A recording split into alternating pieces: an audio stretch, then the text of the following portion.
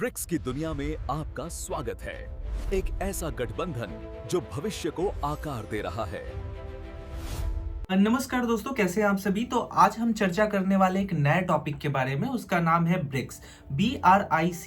ये ब्रिक्स आपने कहीं ना कहीं जरूर सुना होगा। जब भी हम वर्ल्ड ज्योग्राफी की बात करते हैं, वर्ल्ड पॉलिटी की बात करते हैं, हमारे सामने ब्रिक्स ये जो टर्म है ये जरूर आता है। लेकिन क्या आपको पता है कि ये ब्रिक्स आया कहां से था, इसका क्या महत्व है, क्यों बनाया गया, तो ब्रिक्स का हिस्सा क्यों है, इन सभी चीजों पे हम धीरे धीरे करके आज के इस वीडियो में समझने का प्रयास करेंगे। साथ में ही क्या उद्देश्य था, कहां से ब्रिक्स का जन्म हुआ और भारत इसका हिस्सा क्यों है, इन सभी चीजों पे जो है हम बात करते हैं।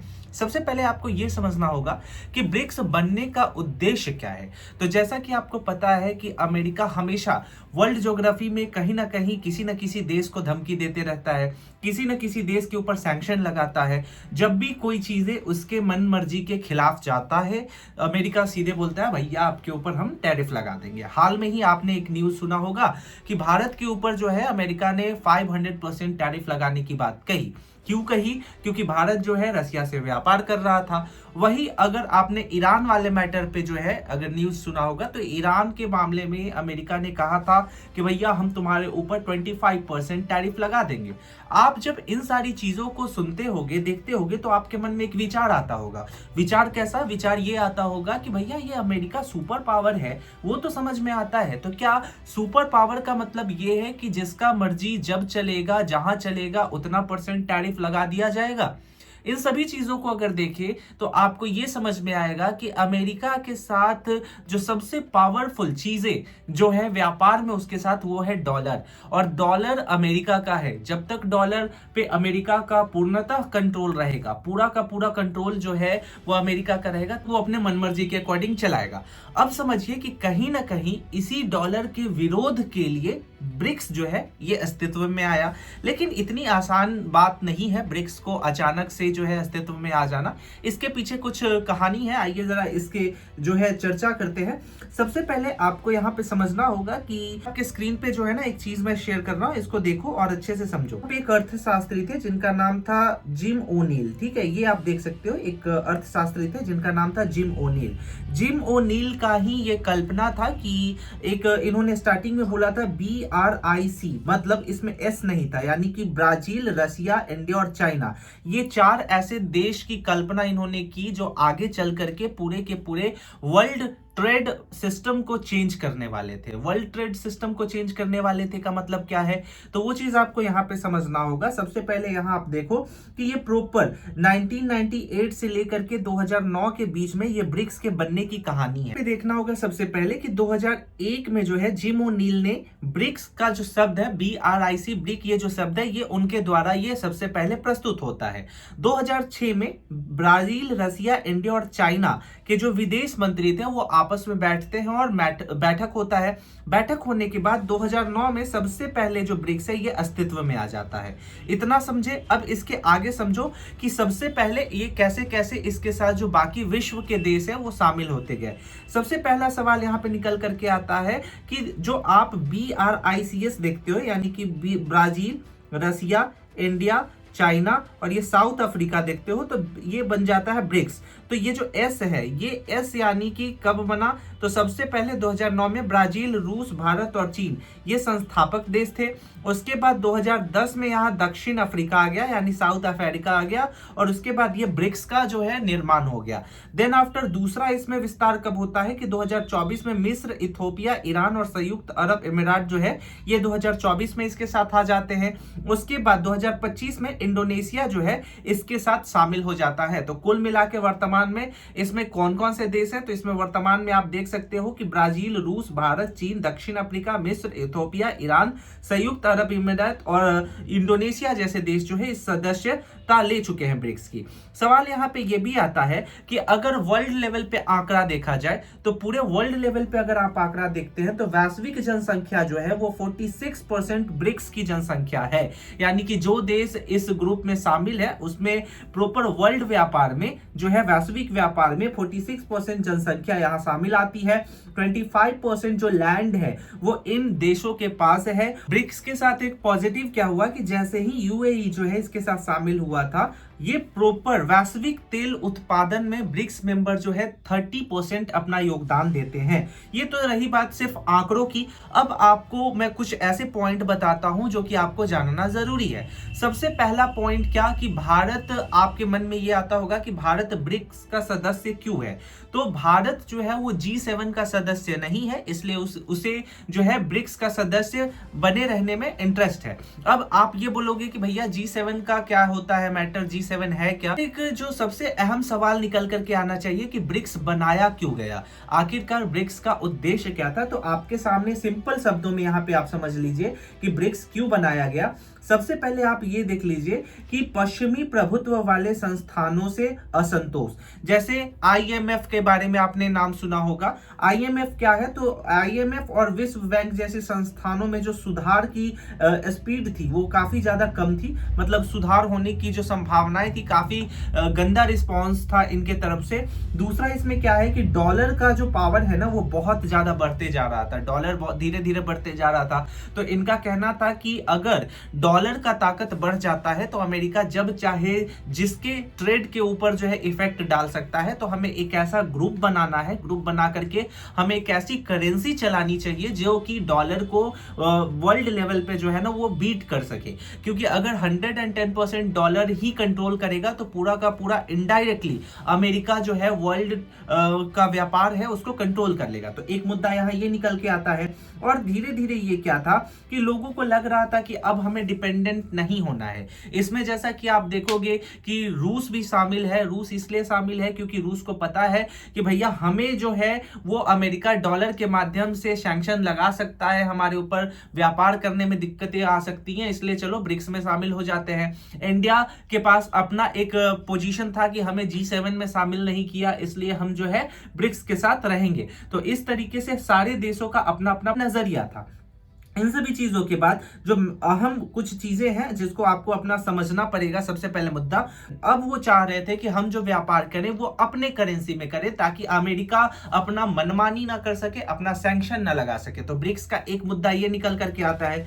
दूसरा यहाँ पे ये है कि आपने एक सिस्टम सुना होगा, स्विफ्ट सिस्टम। स्विफ्ट सिस्टम क्या होता है कि अगर एक देश से दूसरे देश में पैसा जाएगा ना तो वो एक प्रॉपर चेन कोड में चेंज होकर के जाता है, उसको स्विफ्ट सिस्टम सिंपल लैंग्वेज में बोलते हैं। तो ये सिस्टम को वो स्किप करना चाह रहे थे और यहाँ पे आप देखो कि वो एक नया सिस्टम लॉन्च करना चाह रहे थे। पहला सिस्टम है ब्रिक्स पे और दूसरा है चीन का CIPS। क्या है इसको जरा समझो। तो ब्रिक्स पे क्या है, तो सदस्यों के बीच लेन देन की सुविधा के लिए एक वितरित भुगतान प्रणाली पर चर्चा चल रही थी। यानी कि ब्रिक्स के जो मेंबर थे उनका कहना था कि हम लोग मिलकर के एक अपना ब्रिक्स करेंसी बनाते हैं जिसको ब्रिक्स पे बोला गया। और चाइना जो है वो पहले से जिस देशों से वो वैश्विक व्यापार कर रहा था उसके लिए एक मेथड यूज करता है जिसको CIPS बोलते हैं। CIPS क्या है, तो चीन का ये cross border inter bank payment system है। ये 119 देशों के साथ जो है ये चीन पहले से करते आ रहा है। यहाँ पे आप देख सकते हैं कि 119 देशों के साथ जो चीन है वो पहले से ये व्यापार से जो प्रक्रिया है ये करते आ रहा है।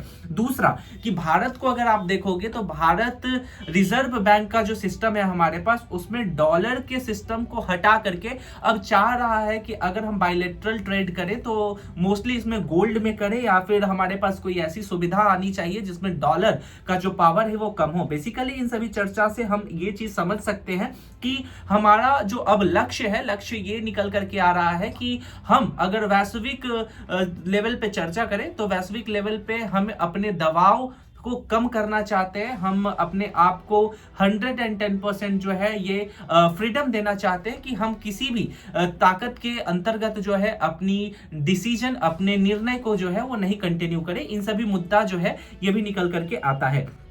अब यहाँ पे सबसे बड़ा मुद्दा क्या है वो समझिए। ठीक है, ब्रिक्स बनाया गया है, ये तब तो यहां तक तो समझ में आ गया। ब्रिक्स क्यों बनाया गया है, तो डी-डॉलराइजेशन के लिए, यानी कि डॉलर की प्रक्रिया को कम करने के लिए बनाया गया है, ये भी समझ में आ गया। लेकिन सबसे बड़ा मुद्दा यहाँ पे क्या निकल करके आता है, वो खुद ब्रिक्स के मेंबर निकल करके आते हैं। आप जरा गौर से सुनो कि ब्रिक्स में कौन कौन है भैया। तो ब्रिक्स में ब्राजील है, रसिया है, इंडिया है, चाइना है। अब इंडिया और चाइना के अपने जो संबंध है वो तो यहाँ पे बन नहीं पा रहे हैं। तो एक मुद्दा ये आता है जो कि ब्रिक्स के डेवलपमेंट में एक रोड़ा का काम करता है, एक बैरियर का काम करता है। दूसरा यहाँ पे मुद्दा क्या आता है, तो इसको और अच्छे से समझने के लिए आपको ये स्लाइड देखना होगा। अब यहाँ पे सबसे पहले आप देखिए कि अगर हम बात करते हैं कि इनके बीच में ब्रिक्स का ये जो नोट आप यहाँ पे देख रहे हो इमेज में, ये जो करेंसी आप देख रहे हो, इस करेंसी में सबसे बड़ा दिक्कत क्या आ रहा है, तो यहाँ पे देखो कि अकेले जो चीन है वो सकल घरेलू उत्पाद जो है लगभग, यहाँ पे आपको मैं ये दिखाता हूं। ये सबसे पहले देखो आर्थिक विषमता, यानी कि ये जो देश है इसमें टोटल इतने ज्यादा गैप्स आ रहे हैं। चीन के पास अकेले 70% कैपेसिटी है, ठीक है, ये पूरे के पूरे ग्रुप्स में। जैसे चीन का सकल घरेलू उत्पाद जो है समूह के कुल सकल घरेलू उत्पाद का 70% है। यानी कि जो ब्रिक्स के मेंबर हैं वो ब्रिक्स के मेंबर जितने भी प्रोडक्शन कर रहे हैं, अगर 100 रुपया प्रोडक्शन कर रहे हैं तो उसमें 70% जो प्रोडक्शन है वो चीन अकेले कर ले रहा है। तो चीन अगर 70% प्रोडक्शन अकेले कर रहा है तो भैया उसको ये चीज हजम होगा क्या कभी? कॉन्ट्रीब्यूशन मेरा है, अगर कॉन्ट्रीब्यूशन मेरा है तो फिर मेरा डिसीजन भी तो चलेगा ना। तो ये सारी चीजें निकल करके आ रही है।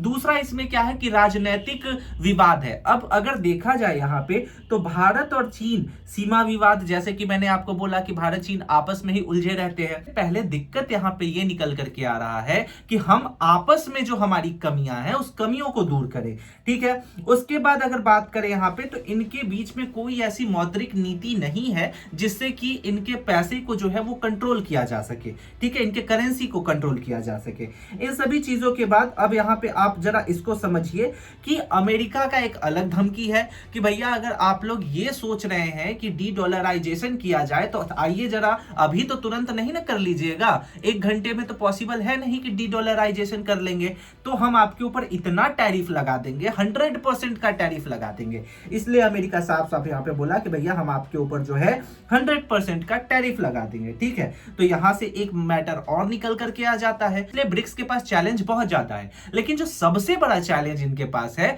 वो खुद के अंदर है, क्योंकि कहते हैं ना कि घर का बेदी लंका ढाए, ठीक है, और घर का बेदी लंका जब तक ढाते रहेगा तब तक लंका कैसे बनेगा, ये चीजें आपको इस स्लाइड को देख करके समझ में आ जाएंगी।